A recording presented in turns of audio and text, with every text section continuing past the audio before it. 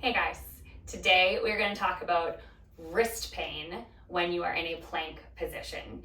One of the most common things I hear from anytime people are in an all fours or a plank position is that it's not the abs that fatigue first, it's the pain in the wrists. So we're going to look at one cause today. There are a multitude of things that can be going on in your body. So if this doesn't apply to you, keep investigating and find what really is causing that pain so you can execute your plank properly.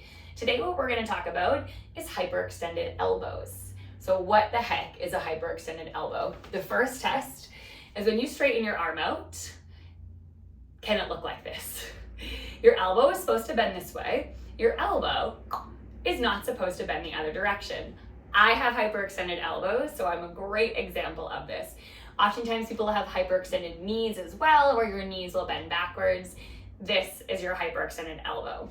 So when you come down into your all fours position on your hands and your knees, instead of being nice and long and strong and using the muscles to hold the arm up, hold the whole body up, you may notice that your elbows lock out. Here you can see my elbow right here is bending in the opposite direction.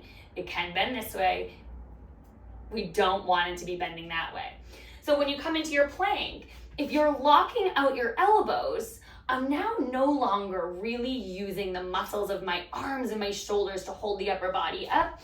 I'm putting all that pressure into the joint of my elbow and into the joint of my wrist.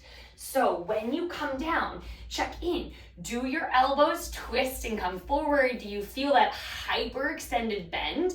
If so, give yourself a very subtle bend of the elbow. And if I come nice and close to the camera screen, I can show you exactly what I'm talking about. Here's my arm in that nice plank position. Hyperextended, it locks. You want a very subtle bend so it comes into that nice long position versus sinking into that joint, into that wrist. So when you come to that space, press down through all 10 fingertips. Lift away from the mat, lift the abdominals, subtle bend of the elbows. So when we step back into that plank, we're now using our musculature instead of relying on the joint of the wrist. It is tough to play with. The first time you come there, it's gonna feel like you are holding a push-up position because your body is so used to that hyperextended bend. So play with that very soft bend of the elbow. And then something else that if it's still just not resonating and connecting with you, adjust. In your plank position, feel free to come down to your forearms as you're finding what works best in your body. So instead of asking all of this extension of the wrist, forearms down and towards the mat is always welcome. Making a fist with the hand, which just finds that long line in the wrist instead of taking that extension.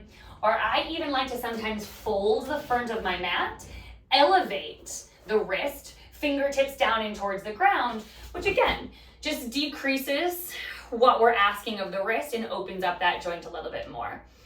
So a few takeaways. One, check in, are your elbows hyperextended? If they are, give yourself a very soft and subtle bend of the elbow when you're in your plank.